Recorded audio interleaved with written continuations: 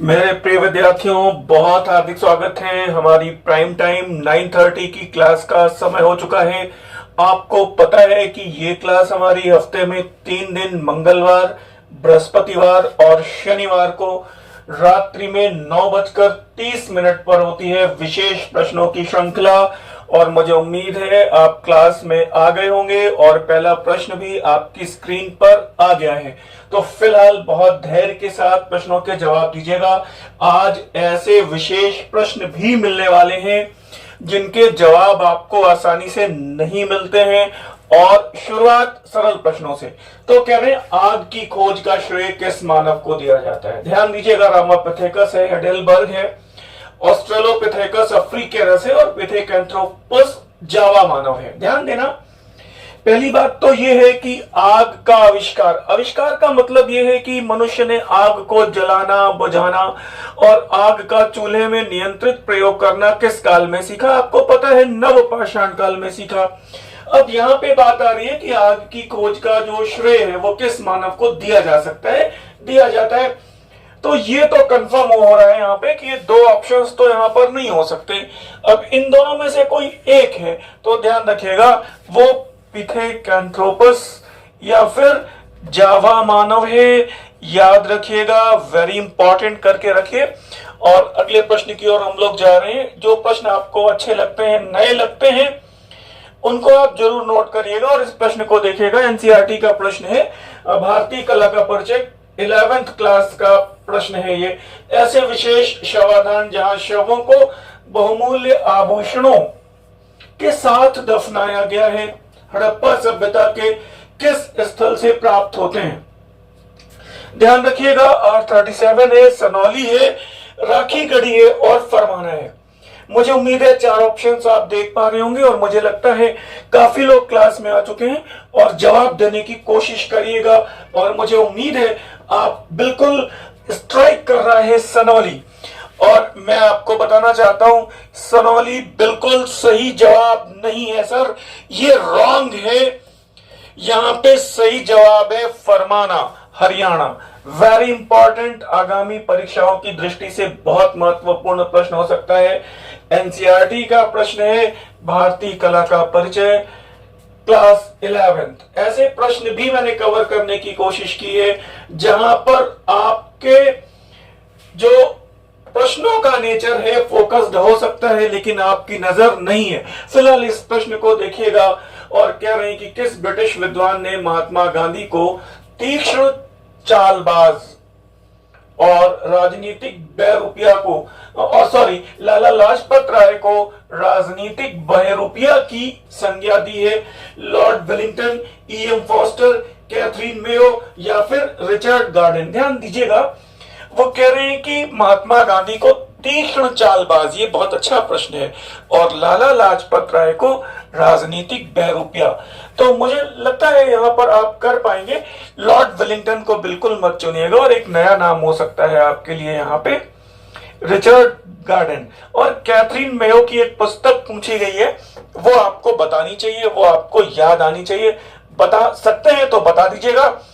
निम्नलिखित विकल्पों में भारतीय कला का प्राचीनतम केंद्र माना जा सकता है? थोड़ा ध्यान दीजिएगा, प्रश्न को बहुत सहजता से, बहुत आराम से पढ़िएगा, फिर जवाब दीजिएगा।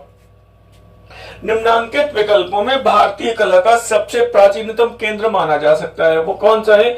अजंता है, महाबलीपुरम है, खजुराहो है या फिर सिंधु घाटी की सभ्यता? और मुझे लगता है इस सरल प्रश्न है, आप गलत मत करिएगा, जल्दबाजी नहीं होनी चाहिए। और यहाँ पर दिए गए विकल्पों के अनुसार ध्यान रखिएगा, कभी कभी ऐसे प्रश्न होते हैं जिनको दिए गए विकल्पों के अनुसार हमें उत्तर देना होता है और यहाँ पे सिंधु घाटी की सभ्यता सही जवाब आएगा। भारतीय कला का जो प्राचीनतम केंद्र दिए गए विकल्पों में, और अगर आपसे कहा जाए एक विकल्प और बढ़ा दें हम, तो याद आना चाहिए आपको, और वो है भीमबेटका। शैलाश्रयों में चित्रित कलाकृतियां मिलती हैं हम लोगों को, भीमबेटका को बढ़िया से पढ़ा है। अगले प्रश्न की तरफ जाइए, और ये सरल प्रश्न है और ये कह रहे हैं किसने लिखा है कि इल्तुतमिश दिल्ली के सिंहासन का अपहरण करता था, दिल्ली के सिंहासन का अपहरण करता था। ये हैं आरपी त्रिपाठी या फिर डॉक्टर अर्नोल्ड या फिर के निजामी या फिर डॉक्टर AL श्रीवास्तव। और मुझे लग रहा है इस प्रश्न को आप बिना किसी गलती के आराम से कर पाएंगे। तो फिर एक प्रश्न जहन में आता है कि भाई यहाँ पे डॉक्टर अर्नोल्ड है, तो फिर आरपी त्रिपाठी सर का कथन क्या है? नोट करके रख लीजिएगा। डॉक्टर आरपी त्रिपाठी का कथन है, भारत में मुस्लिम संप्रभुता का इतिहास इल्तुतमिश से प्रारंभ होता है। मुझे लगता है आपने ठीक किया होगा। और बेहतरीन प्रश्न है, किन्हें भारतीय आध्यात्मिक राष्ट्रवाद का जनक माना जाता है? किन्हें भारतीय आध्यात्मिक राष्ट्रवाद का जनक माना जाता है? Very very very important. Raja Ram Mohan Roy, Swami Vivekananda, Lokmanya Bal Gangadhar तिलक या फिर अरविंदो घोष? भारतीय आध्यात्मिक राष्ट्रवाद का जनक। और मुझे उम्मीद है कि अधिकतर छात्र जल्दी से चुनेंगे राजा राम मोहन रॉय को। और मैं बताना चाहता हूं यह जवाब गलत है, और यहां पर जवाब सही है स्वामी विवेकानंद, तूफानी हिंदू। स्वामी विवेकानंद भारतीय आध्यात्मिक राष्ट्रवाद के जनक।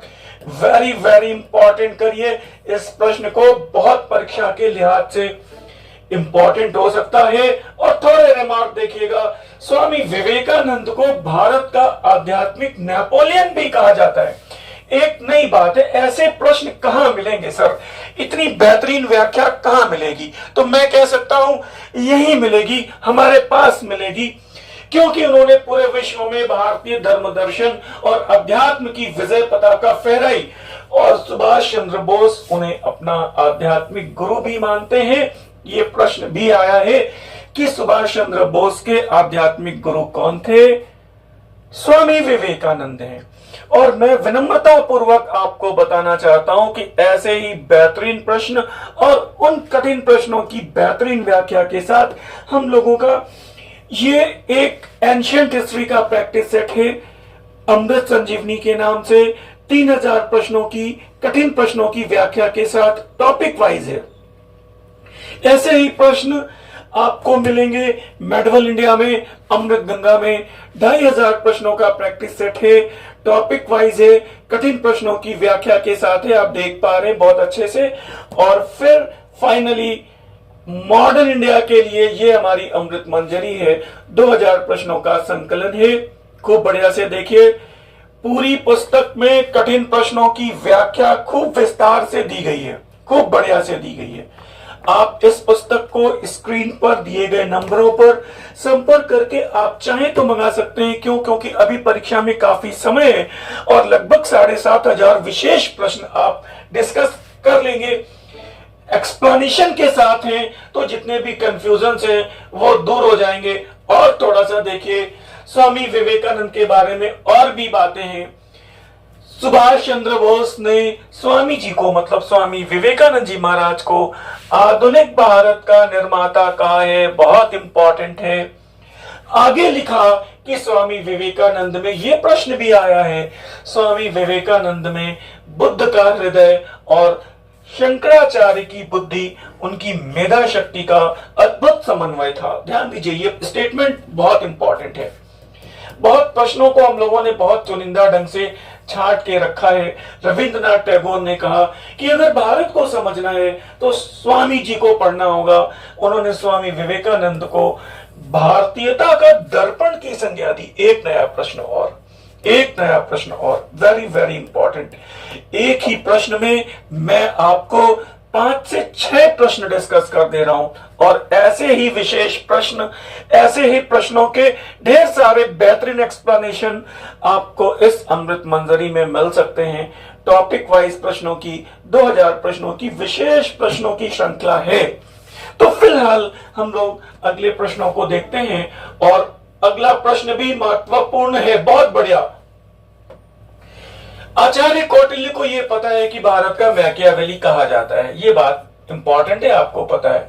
उनके जो कौटिल्य के जो अर्थशास्त्र की जो तुलना है वो मैकियावेली की रचना प्रिंस के साथ की जाती है, ये बात आपको पता है। लेकिन प्रश्न हमारा क्या है, वो ये कह रहा है कि किसने आचार्य कौटिल्य को भारत का मैकियावेली घोषित किया, अथवा किसने अपने लेखन में घोषित किया कि कौटिल्य भारत के मैकियावेली हैं। B R Ambedkar, B N Rau, Jawaharlal Nehru या फिर रविंद्रनाथ टैगोर? और मुझे उम्मीद है आपका दिमाग बी आर अम्बेडकर की तरफ जा रहा है और ये जवाब बिल्कुल गलत है और ये जवाब है जवाहरलाल नेहरू।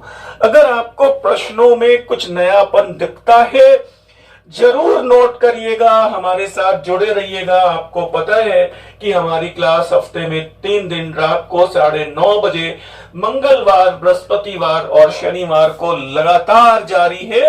अगले प्रश्न को देखिए, कौन सा से शासक युद्ध में लड़ते हुए वीर गति को प्राप्त हुए? तो पुलकेशिन द्वितीय, हाँ बिल्कुल ठीक है सर, ये वीर गति को प्राप्त हुए। पल्लव शासक नरसिंह वर्मन प्रथम से युद्ध करते हुए। इब्राहिम लोधी, आपको पता है बहुत सरल ऑप्शन है, बाबर के साथ पानीपत के प्रथम युद्ध में। और चोल शासक राजाधिराज प्रथम भी वीर गति को प्राप्त हुए थे, कल्याणी के पश्चिमी। चालुक्य शासक सोमेश्वर प्रथम के साथ युद्ध करते हुए वीर गति को प्राप्त हुए थे। तो यहाँ पे तदनुसार सही ऑप्शन आएगा उपरोक्त सभी, यानी कि सी वाला। और यहाँ पर एक्सप्लेनेशन है, आप चाहें तो इसका स्क्रीनशॉट ले लीजिए, मैं साइड में हो जा रहा हूं। पुलकेशिन द्वितीय नरसिंह वर्मन युद्ध से युद्ध करते हुए वीर गति को प्राप्त हुए। राजाधिराज प्रथम, ये भी बड़ी इंपॉर्टेंट बात है, कब वीर गति को प्राप्त हुए? 1054 ईस्वी में कोप्पम के युद्ध में। इसको भी आप याद रखिएगा, कोप्पम का युद्ध, तब कोलम का युद्ध, मुडक्कारु का युद्ध, कुडल संगमम का युद्ध, ये सारे युद्ध याद रखिएगा। कल्याणी के पश्चिमी चालुक्य शासक सोमेश्वर प्रथम से युद्ध करते हुए मारे गए। उनके अनुज राजेंद्र द्वितीय ने युद्ध भूमि में अपना राज्याभिषेक करवाया। ये प्रश्न कई बार आया है, गलतियां मत करिएगा सर। और अब हमें अपने सरल प्रश्नों को बचाना है। पढ़ा सबने बहुत अच्छा है, रिवीजन सबका बहुत अच्छा है, बस प्रॉब्लम यह है कि परीक्षा भवन में प्रश्न पत्रों के समय हल करते समय आपका मस्तिष्क कैसे रिस्पांस देता है, कैसे रिएक्ट करता है। हम लोगों की जो टेस्ट सीरीज चल रही है ना, उसमें जितने भी छात्र, सब गंभीर छात्र ही शामिल होते हैं। और सबसे बड़ी बात है, 80% छात्र कम से कम सरल प्रश्न 10 गलत कर रहे हैं। 120 में 10 प्रश्न सरल गलत कर रहे हैं। हमें इन सरल प्रश्नों को बचाना है, कम करना है, मिनिमाइज करना है। इस प्रश्न को देखिए, कौटिल्य के अर्थशास्त्र को आधार बनाकर, यह प्रश्न भी शायद आपके जहन में ना हो। कौन सी पुस्तकें लिखी गई? सोमदेव सूरी की नीति वाक्यामृत, कामंदक की नीतिसार, या फिर नीति वाक्यामृत और नीतिसार दोनों, या फिर मनुस्मृति, नारद स्मृति, मुद्रा राक्षस और नीतिसार? तो मुझे उम्मीद है बिल्कुल इस प्रश्न का सही जवाब आप दे पाएंगे। और मुझे उम्मीद है आपने बिल्कुल यही जवाब दिया है, मनुस्मृति, नारद स्मृति, मुद्रा राक्षस और नीतिसार। और ये जवाब गलत है सर, आपको थोड़ा सा ध्यान और देना होगा। और ये जवाब है नीति वाक्यामृत और नीतिसार। नीति वाक्यामृत और सोमदेव सूरी की पुस्तक है, यहां पर लिखा हुआ है नीति वाक्यामृत, और कामंदक की पुस्तक नीतिसार। तो आप कहेंगे सर हो सकता है मुद्रा राक्षस में भी कुछ बात है क्या? तो बिल्कुल है, कौटिल्य से जुड़ा हुआ रेफरेंस है। विशाख दत्त की कृति मुद्रा राक्षस, आपको पता है संस्कृत का नाटक है। कथानक कौटिल्य पर आधारित है, न कि कौटिल्य के अर्थशास्त्र पर। और इसमें कौटिल्य का नकारात्मक रूप से चित्रण किया गया है। और फिर अगला प्रश्न, 1857 के विद्रोह के संदर्भ में द ग्रेट रेबेलियन पुस्तक किसने लिखी है? द ग्रेट रेबेलियन पुस्तक किसने लिखी है? अशोक मेहता, शशि भूषण चौधरी, पट्टाभी सीतारमैया और आरसी मजुमदार। और इसका जवाब आप दे पाएंगे, जल्दबाजी मत करिएगा, शशि भूषण चौधरी नहीं है सर, और अशोक मेहता यहाँ पर सही है। पट्टाभी सीतारमैया ने कांग्रेस का इतिहास लिखा है। खूब बढ़िया सी बातें, चीजें रिकॉल हो रही हैं। और आपको शायद अगर कुछ कहीं पर कंफ्यूजन हो रहा हो तो मैंने यहाँ पर रिमार्क दे दिया है। शशि भूषण चौधरी की पुस्तक है civil rebellion in the Indian mutinies. मुझे उम्मीद है ये किताब भी कई बार पूछी गई है और बढ़िया है, और बढ़िया प्रश्न है, ये रिपीट होने वाला प्रश्न है। और आपको पता है इसका जवाब, बिल्कुल जवाब सही दीजिएगा, इस बार गलती मत करिएगा। किसने उद्घोष किया कि विदेशी सुशासन चाहे कितना भी अच्छा क्यों ना हो, स्वशासन का विकल्प नहीं हो सकता।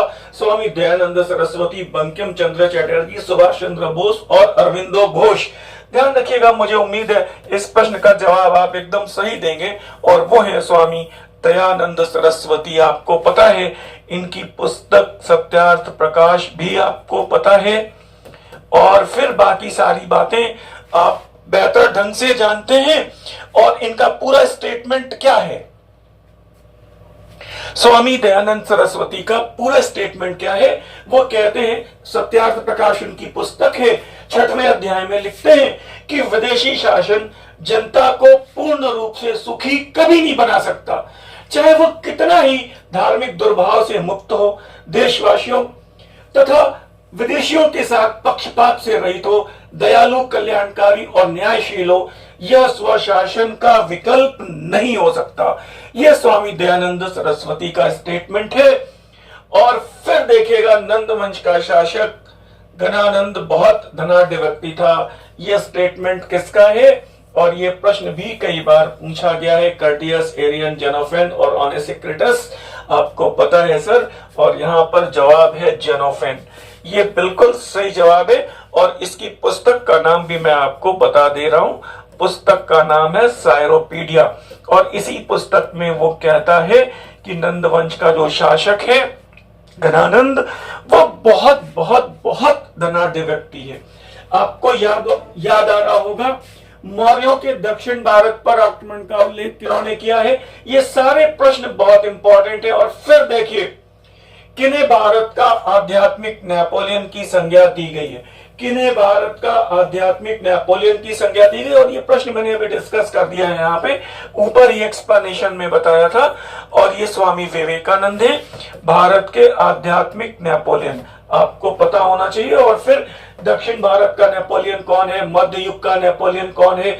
मध्य युग का विक्रमादित्य कौन है? मैंने पिछले लेक्चर में खूब विस्तार से डिस्कस किया है, याद आ जाना चाहिए। स्वामी विवेकानंद को भारत का आध्यात्मिक नेपोलियन कहा जाता है, मैंने बताया, और उन्हें अपना आध्यात्मिक गुरु भी स्वीकार किया है उन्होंने। फिलहाल इस प्रश्न को देखिएगा, क्वेश्चन नंबर 14, हर्षवर्धन की ताम्र मुद्रा कहां से मिलती है, जिस पर हर्षवर्धन का पूरा नाम अंकित है? बिटौरा, नालंदा, सोनपत या थानेश्वर? ये बहुत अच्छा है। ताम्र मुद्रा की बात हो रही है सर, ताम्र मुद्रा की बात हो रही है, जिस पर हर्षवर्धन का पूरा नाम अंकित है। ध्यान दीजिएगा और गलती ना करिएगा। और यहाँ पर मुझे उम्मीद है इस प्रश्न का जवाब आपने हो सकता है सही दिया हो, और ये सोनपत हरियाणा से है। तो आप कहेंगे सर हो सकता है मुझे कुछ और भी बातें क्लिक हो रही हैं, तो थोड़ा सा रिमार्क देख लीजिएगा। पहली बात तो यह है कि सोनपत हरियाणा से प्राप्त मोहर पर राज्यवर्धन प्रथम से लेकर हर्ष तक की वंशावली भी प्राप्त होती है। ये एक नई बात है। ये कहते हैं कि अगर हर्षवर्धन की वंशावली कहां से मिल रही है, राज्यवर्धन प्रथम से लेकर, तो सोनपत की मोहर है। और मिट्टी की मुद्रा कहां से मिली है? वो नालंदा से मिली है। तांबे की मुद्रा कहां से मिली है? सोनपत से मिली है। अभी मैंने बताया ताम्र मुद्रा। और चांदी की मुद्रा कहां से मिली है? वो बिटौरा, फैजाबाद से मिली है। बहुत अच्छे से रिमार्क को आप स्क्रीनशॉट ले लीजिएगा। और मैं फिर से विनम्रता पूर्वक आपको बता रहा हूं, ऐसे ही बेहतरीन प्रश्न और ऐसे ही बेहतरीन प्रश्नों का समुच्चय एक्सप्लेनेशन के साथ, कठिन प्रश्नों की व्याख्या के साथ, ये हमारी अमृत संजीवनी प्राचीन भारत की 3000 प्रश्नों की टॉपिक वाइज प्रश्नों का प्रैक्टिस सेट है। इसमें बहुत बेहतरीन प्रश्नों का संकलन किया गया है। और ऐसे ही हमारा ये अमृत गंगा है, मध्यकालीन भारत के लिए 2500 प्रश्नों का टॉपिक वाइज संकलन, बेहतरीन प्रश्नों का संकलन है और कठिन प्रश्नों की व्याख्या दी गई है। और ऐसे ही हमारा ये अमृत मंजरी है मॉडर्न इंडिया के लिए। बहुत से छात्रों ने, हजारों छात्रों ने इन पुस्तकों के प्रति बहुत उत्साह दिखाया है। तो आप चाहें तो अपने अध्ययन में, अपनी अध्ययन पद्धति में इन पुस्तकों को शामिल कर सकते हैं। क्यों? क्योंकि अभी परीक्षा में काफी समय दिखाई पड़ रहा है, कुछ क्लियर कट कमीशन की तरफ से जानकारी नहीं आ रही है। तो फिलहाल अगर आपने प्रैक्टिस नहीं की है और अब चाहते हैं थोड़ा सा अपने अध्ययन को एक दिशा देने की जरूरत है, तो आप इसको ले सकते हैं। इसको देखिए कितना बढ़िया है, कितना बढ़िया प्रश्न। डॉक्टर आरसी मजुमदार ने किस भारतीय नेता को भारतीय राष्ट्रवाद का जनक की उपाधि दी। भारतीय राष्ट्रवाद के जनक कौन है? आरसी मजूमदार के अनुसार। ये ध्यान रखिएगा। इन सब प्रश्न, आज के प्रश्नों को या फिर मेरी क्लास के सारे प्रश्नों का नोट्स बना लीजिए। आधे घंटे बैठते हैं, मैं लगभग आधे घंटे 35 मिनट 40 मिनट ही क्लास लेता हूं, लेकिन इसमें मैं इतने क्रीम प्रश्नों को दे देता हूं जो 2-3 घंटे की क्लास पे भारी है। आप इन प्रश्नों को नोट करिएगा, गलती मत करिएगा। पता नहीं कौन सा एक प्रश्न निर्णायक हो जाए। तो लोकमान्य बाल गंगाधर तिलक हैं और सुरेंद्र नाथ बैनर्जी हैं, राजा राम मोहन रॉय हैं, या फिर व्योमेश चंद्र बैनर्जी। और मुझे पता है कि आप यहाँ पर लोकमान्य बाल गंगाधर तिलक को चुन रहे हैं, ये गलत जवाब है। ध्यान दीजिएगा, भारतीय राष्ट्रवाद के जनक सुरेंद्र नाथ बैनर्जी डॉक्टर आरसी मजूमदार कहते हैं, और इन्हें राष्ट्र गुरु की उपाधि भी दी गई है। आपको पता है, the teacher of the nation. खूब बढ़िया से याद रखिएगा, गलतियां ना हो। प्रश्नों पर बहुत सूक्ष्म दृष्टि रखिएगा, बहुत गहन नजर रखिएगा। बहुत बढ़िया प्रश्न, ये सब प्रश्न आपको मिलेंगे नहीं, और अगर मिलेंगे तो केवल और केवल यहीं पर मिलेंगे। YouTube पर इतने गंभीर प्रश्न आपको नहीं मिलेंगे। ये बात बड़ी विनम्रता से मैं कह रहा हूं आपसे। गांधी की ओढ़ी हुई दरिद्रता कि प्रखर आलोचक कौन थे? ओढ़ी हुई दरिद्रता मतलब उन्होंने एक धोती और एक लंगोटा असहयोग आंदोलन के दौरान ओढ़ने और पहनने की घोषणा की। बोले मैं जीवन में पूरे जीवन में कपड़ा नहीं पहनूंगा। तो इसकी आलोचना किसने की थी? रविंद्रनाथ टैगोर, बंकिम चंद्र चटर्जी, रविन्द्रनाथ टैगोर, भगत सिंह, रविन्द्रनाथ टैगोर एवं B.R. अम्बेडकर, सुभाष चंद्र बोस एवं भगत सिंह। ध्यान रखिएगा, अब थोड़ा सा कॉमन सेंस लगाइएगा, और इसमें अगर आप यहाँ पे जा रहे हैं सुभाष जी और भगत सिंह पर तो गलत हो जाएगा। ये रविंद्रनाथ टैगोर और B.R. अम्बेडकर हैं। रविन्द्रनाथ टैगोर, B.R. अम्बेडकर ने कहा कि गांधी केवल धोती पहनने से क्या हो जाएगा, मुझे बताइए। आप पूरी विलासिता, पूरी गाड़ियां, बढ़िया सुविधाओं का उपभोग कर रहे हैं, केवल जनता को दिखाने के लिए आपने ये धोती और लंगोटा ओढ़ लिया है। और आपको याद होगा कि जब वो विदेशी वस्त्रों की होली जलाई गई थी तो रविंद्रनाथ टैगोर ने इसे वस्त्रों की निष्ठुर बर्बादी कहा था। गांधी कहते हैं कि इस निष्ठुर बर्बादी ही ब्रिटिश शासन को जवाब देने का एक बेहतरीन तरीका है। तो वो कह रहे हैं कि भैया कपड़े हमारे पास हैं और जो है थोड़े बहुत उसको भी जलवा दे रहे हो। तो गांधी कह रहे हैं कि ठीक है, हम कपड़े नहीं पहनेंगे, नंगे रह लेंगे। ये हमारे आत्मसम्मान और हमारे स्वाभिमान का प्रश्न है कि हम विदेशी नहीं पहनेंगे, नंगे रह लेंगे। फिलहाल रविंद्रनाथ टैगोर ने इसका काफी विरोध किया था, और आपको पता है कि रविंद्रनाथ टैगोर ने स्वयं को सविनय अवज्ञा आंदोलन से भी अलग रखा था। क्यों? क्योंकि वो विदेशी वस्त्रों की होली जलाए जाने और गांधी की तमाम बातों के थोड़ा सा वो प्रखर विरोधी रहे। तो रविंद्रनाथ टैगोर और B.R. अम्बेडकर गांधी की ओढ़ी हुई दरिद्रता के आलोचक थे, प्रखर आलोचक थे। बढ़िया प्रश्न है। और देखिएगा, किस भारतीय विद्वान को first software man without hardware, first software man without hardware की संज्ञा दी गई है? और मुझे लगता है शायद आप देख पा रहे होंगे और अच्छे से आंसर भी क्लिक हो रहा होगा। महर्षि पाणिनि, वराहमिहिर या फिर आर्यभट्ट और भास्कराचार्य। और दिमाग आर्यभट्ट पर बिल्कुल नहीं जाना चाहिए, और ये महर्षि पाणिनि है, ये महर्षि पाणिनि है। ध्यान रखिएगा, गलती बिल्कुल भी ना करिएगा। मैं चाहता हूं, बार बार एक ही बात कहता हूं कि गलती मत करिएगा। अपनी गलतियों को परीक्षा भवन में मिनिमाइज करिए। भारत में प्रथम हवाई डाक सेवा कब और कहां शुरू हुई? और ये पता है कि प्रयागराज में शुरू हुई थी, इलाहाबाद में, नैनी के बीच में शुरू हुई थी, इसके काल में प्रारंभ हुई थी। मुझे लगता है बिना कुछ सोचे समझे आप जवाब दे देंगे। 1911 में लॉर्ड हार्डिंग द्वितीय के समय जो पहली भारत में हवाई डाक सेवा, 1911 लॉर्ड हार्डिंग और लॉर्ड हार्डिंग द्वितीय के समय, और तारीख है 21 फरवरी 1911। बढ़िया है। देखिएगा, गलतियां नहीं होनी चाहिए भाई किसी भी दशा में। और फिर ये कह रहे हैं कि भारत में बारदोली दिवस किस तिथि को मनाया गया? भारत में बारदोली दिवस किस तिथि को मनाया गया?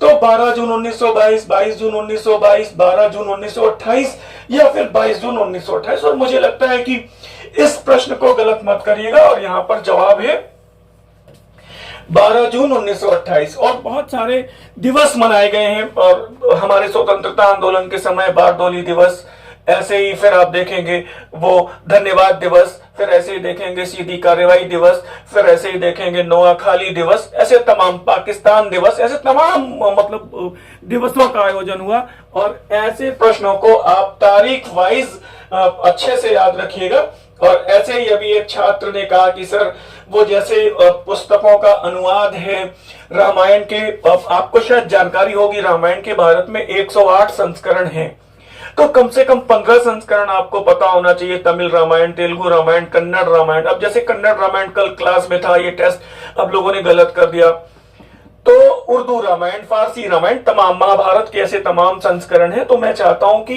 इनको जरूर याद रखिए। मैं एक बार फिर से कंसाइज कर दूंगा, क्यों? क्योंकि अनुवादों से भी प्रश्न आए हैं। इसको देख लीजिएगा, गांधी किस जहाज से असफल होकर द्वितीय गोलमेज सम्मेलन में भाग लेकर वापस लौटे?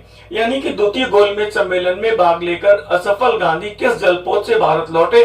राजपुताना, बेसंटियाना, कामागाटा मारू या फिर किल्डोनन कैसल?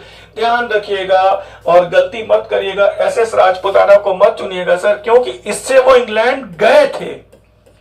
इस एसएस राजपुताना से वो इंग्लैंड गए थे, लौटे हैं वो बेसंटियाना से। ये बहुत इंपॉर्टेंट है। और अगर आपने मेरा मंगलवार का लेक्चर सुना हो तो मैंने इस प्रश्न पर भी डिस्कशन किया था। किल्डोनन कैसल, इस जहाज पर उन्होंने अपनी पुस्तक हिंद स्वराज की रचना की थी। बहुत इंपॉर्टेंट है, देखिए एक्सप्लेनेशन भी यहां पर दिया हुआ है कि वो एसएस राजपुताना जहाज से इंग्लैंड गए थे। और फिर आपको ये पता है कि गांधी अपनी पुस्तक हिंद स्वराज की रचना नवंबर 1909 में करते हैं। कब? इंग्लैंड से, जब वो दक्षिण अफ्रीका की यात्रा के लिए जा रहे थे और पानी का जहाज था किल्डोनन कैसल। तो मुझे उम्मीद है ये सारी बातें कई बार क्लियर हो रही होंगी। विनम्रता पूर्वक मैं आपको एक बार फिर से रिमाइंड करा रहा हूं कि अगर ऐसे ही बेहतरीन प्रश्न आपको एक्सप्लेनेशन के साथ चाहिए तो ये हमारी अमृत मंजरी है। 2000 प्रश्नों का टॉपिक वाइज संकलन है, बेहतरीन प्रश्नों की, कठिन प्रश्नों की बेहतरीन व्याख्या के साथ, जैसा कि आप क्लास में देखते हैं रिमार्क्स के रूप में है। मेडवल इंडिया की ये हमारी अमृत गंगा है। 2500 प्रश्न है, टॉपिक वाइज है, कठिन प्रश्नों की विशेष व्याख्या दी गई है, आंसर शीट भी उपलब्ध है। और ये हमारी प्राचीन भारत की अमृत संजीवनी है। 3000 प्रश्नों का संकलन है और लगभग आप 7500 प्रश्नों को, विशेष प्रश्नों को इन पुस्तकों में पाएंगे। पता नहीं कौन सा एक या दो प्रश्न आपका निर्णायक हो जाए, कुछ कहा नहीं जा सकता।